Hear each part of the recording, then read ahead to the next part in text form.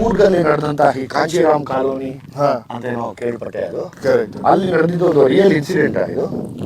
ಇಲ್ಲ, ಆಕ್ಚುಲಿ ಅದು ಕತೆ, ನಮ್ ಕತೆಗೂ ಅವ್ರದಕ್ಕೂ ಏನೋ ಇನ್ಸ್ಪಿರೇಷನ್ ಇಲ್ಲ. ಈ ಕ್ಯಾರೆಕ್ಟರ್ಸ್ ಹೇಗಿದೆ ಅಂದ್ರೆ ನೀವು ಸಿನಿಮಾ ಆದ್ಮೇಲೆ ಅದ್ರ ಬಗ್ಗೆ ಯೋಚನೆ ಮಾಡ್ತೀರಿ. ಅಂಡರ್ ಕರೆಂಟ್ ಅಲ್ಲಿ ಹೆಣ್ಮಕ್ಳ ವಿಷಯನ ತುಂಬಾ ದೊಡ್ಡ ಮಟ್ಟಕ್ಕೆ ಕೇಳಿದ್ದಾರೆ ಅಂತ ಇವತ್ತರೆಗೂ ಎಲ್ಲ ಕಡೆ ಟಾಕ್ ಇದೆ. ಪೆಪ್ಪೆಯಲ್ಲಿ ಹೆಣ್ಮಕ್ಳಿಗೆ ವಿಶೇಷವಾಗಿ ಏನಿದೆ ನೋಡೋದಕ್ಕೆ? ಒಂದಂತೂ ಇದೆ, ನಿನ್ನನ್ನು ಆ ಲುಕ್ಕಲ್ಲಿ ನೋಡೋದು. ಅದಕ್ಕೆ ಸುಮಾರು ಜನ ಹೆಣ್ಮಕ್ಳು ಕಾಯ್ತಾ ಇದ್ದಾರೆ. ಅದು ಬಿಟ್ಟು ಅಂದರೆ ಇವಾಗ ನೀವೆಲ್ಲ ಯೂತ್ಸು ಹಂಗೆ ನಿಂತಾಗ ನಮಗೆ ಅನ್ನಿಸ್ತೀರ ವಾವ್ ಮ್ಯಾನ್ಲಿ ಆಗಿದೆ ಇದು ಅಂತ. So that is again N invitation ಹೆಣ್ಮಕ್ಳಿಗೆ ಬಂದು ನೋಡೋದಕ್ಕೆ. ಇನ್ನೊಂದು ಪಾರ್ಟ್ ಏನು, ಇನ್ನೊಂದು ಪಾರ್ಟ್ ಹೆಣ್ಮಕ್ಳು ನೋಡುವಂಥ ವಿಷಯ ಏನು ಪೆಪ್ಪೆಯಲ್ಲಿ ಸ್ಪೆಷಲಿ? ಇದು ಪರ್ಸ್ಪೆಕ್ಟಿವ್ ಇದೆ ಈ ಸಿನಿಮಾದಲ್ಲಿ. ಅಂದರೆ ತುಂಬ ಸ್ಟ್ರಾಂಗ್ ಕ್ಯಾರೆಕ್ಟರ್ಸ್ ಇದೆ. ಸೊ ಹೀರೋಯಿನ್ ಕ್ಯಾರೆಕ್ಟರು ಎಲ್ಲ ಕ್ಯಾರೆಕ್ಟರ್ಸ್ ಅವ್ರದ್ದೊಂದು ವಿಷಯ ಹೇಳುತ್ತೆ. ಓಕೆ.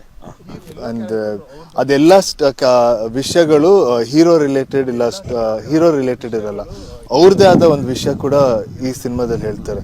ಈಗ ಒಂದು ಫೆಮಿನಿಸಮ್ ಬಗ್ಗೆನೂ ಈ ಸಿನಿಮಾದಲ್ಲಿ ಹೇಳ್ತೀವಿ. ಸೊ ಆ್ಯಕ್ಚುಲಿ ಇದು ಎಷ್ಟು ಆಕ್ಷನ್ ಇದೆ, ಅಷ್ಟು ಇಮೋಷನ್ಸ್ ಇದೆ, ಆಮೇಲೆ ಅಷ್ಟು ವಿಷಯ ಕೂಡ ಇದೆ.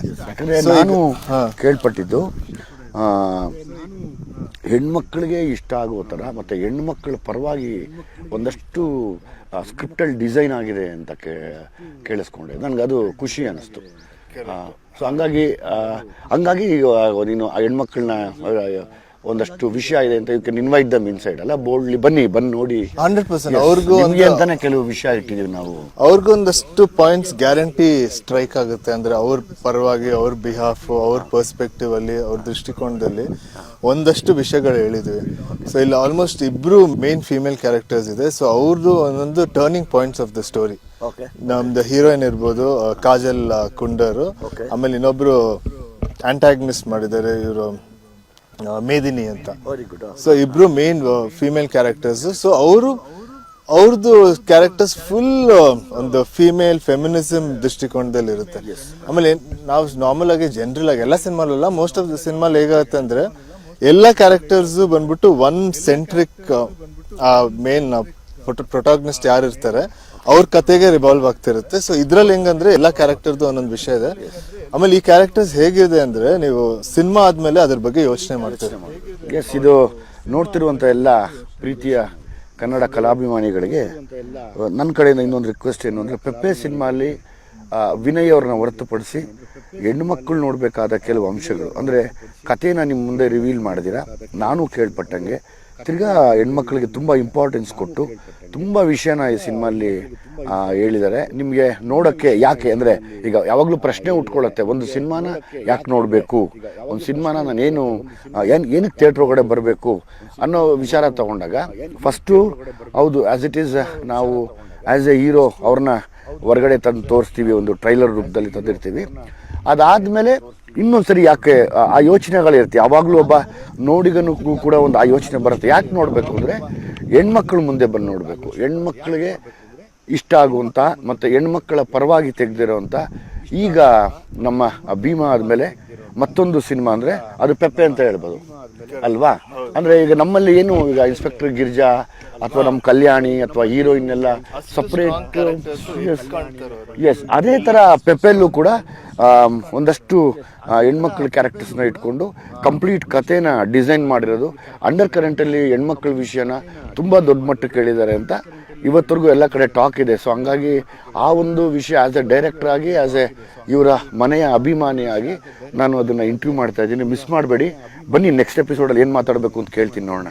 ಎಸ್ ವಿನಯ್, ಈಗ ಹೆಣ್ಣು ಮಕ್ಕಳು ಹೀರೋಯಿನ್ ವಿಶೇಷತೆ ಏನು, ಅಥವಾ ಇನ್ನೊಬ್ರು ಯಾರೋ ಎಗೇನ್ಸ್ಟ್ ಹೀರೋಯಿನ್ಗೆ ಮಾಡಿದ್ದಾರೆ ಅಂತಲ್ಲ, ಅದ್ರದ್ದು ಅವ್ರದ್ದೇನು? ಸೊ ಅದೇ ಅವ್ರದ್ದೊಂದು main opposite character. Okay. So ನನಗೆ ಆಪೋಸಿಟ್ ಕ್ಯಾರೆಕ್ಟರ್ ಅವ್ರದ್ದು. ಗುಡ್. ಅವ್ರು ಪ್ಲೇ ಮಾಡ್ತಾರೆ. ಈ ಕತೆ ಕೇಳ್ಬೇಕಂದ್ರೇನು, ಓಕೆ, ಒಂದಷ್ಟು ಸೀನ್ ನೀವು ಯಾವ್ದೇ ಕತೆ ಕೇಳಿದ್ರೆ ಒಂದಷ್ಟು ಸೀನ್ ಇಂಪ್ಯಾಕ್ಟ್ ಆಗುತ್ತಲ್ಲ. ಕರೆಕ್ಟ್. ಆ ಸೀನ್ ಕೇಳಿದ ತಕ್ಷಣ ಆಯ್ತು ಈ ಕತೆ ಮಾಡ್ಬೇಕು ಅಂತ. ಹೌದೌದು. ಸೊ ನನ್ನ ಸೀನ್ಗಳು ಎಷ್ಟು ಇಂಪ್ಯಾಕ್ಟ್ ಆಯ್ತು, ನಂಗೆ ಇದೊಂದು ಹೀರೋಯಿನ್ ಒಂದು ಸೀನ್ ಇದೆ.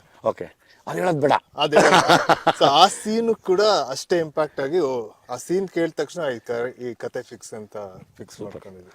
ಸೂಪರ್. ಅಷ್ಟು ಪವರ್ಫುಲ್ ಆಗಿದೆ. So nice. ವಿನಯ್, ಈ ಪೆಪ್ಪೆ ಸಿನಿಮಾಲಿ ಕೂರ್ಗಲ್ಲಿ ನಡೆದಂಥ ಈ ಕಾಂಚೀರಾಮ್ ಕಾಲೋನಿ ಹಾ ಅಂತ ಏನೋ ಕೇಳ್ಪಟ್ಟೆ, ಅದು ಕರೆಕ್ಟ್. ಅಲ್ಲಿ ನಡೆದಿದ್ದು ಒಂದು ರಿಯಲ್ ಇನ್ಸಿಡೆಂಟಾ ಇದು? ಇಲ್ಲ, ಆಕ್ಚುಲಿ ಅದು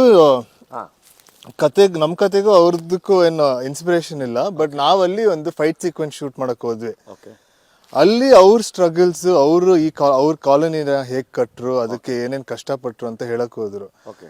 ಸೊ ಅವಾಗ ನೋಡಿದೆ ಅದೊಂಥರ ಈ ನಮ್ ಪೆಪ್ಪೆಗೆ ಆಕ್ಟಿಂಗ್ ಮಾಡಕ್ಕೆ ಇಲ್ಲ ಶೂಟ್ ಮಾಡಕ್ಕೆ ಒಂದು ಮೋಟಿವೇಶನ್ ಸಿಕ್ತು. ಓಕೆ. ಸೊ ಅವ್ರು ಎಷ್ಟು ಕಷ್ಟಪಟ್ಟಿದ್ರು. ಒಂದು 200-300 ಜನ ಫ್ಯಾಮಿಲಿಗಳಿದ್ದಾರೆ. ಆಲ್ಮೋಸ್ಟ್ ಒಂದು 10 years ಇಂದ ಆ ಜಾಗದಲ್ಲಿದ್ದಾರೆ. ಬಟ್ ಅಲ್ಲಿ ಬರಕ್ಕೆ ಒಂದಷ್ಟು ಸ್ಟ್ರಗಲ್ಸ್, ಒಂದಷ್ಟು ಜನ ಎದುರಿಸಿ ಇನ್ನೂ 10 years ಆದ್ರೂ ಇನ್ನೂ ಹೋರಾಡ್ತಾನೆ ಅಲ್ಲಿದ್ದಾರೆ. ನಮ್ಮ ಭಾರತದಲ್ಲಿ ತುಂಬಾ ವಿಷಯಗಳಿಗೆ ಹೋರಾಟ ನಡೀತಾನೆ ಇರುತ್ತೆ. ಸ್ವತಂತ್ರ ಸಿಕ್ಕಿದ್ರು ಯಾಕೋ ಅವ್ರಿಗೆ ಗೊತ್ತಾಗ್ತಾ ಇಲ್ಲ.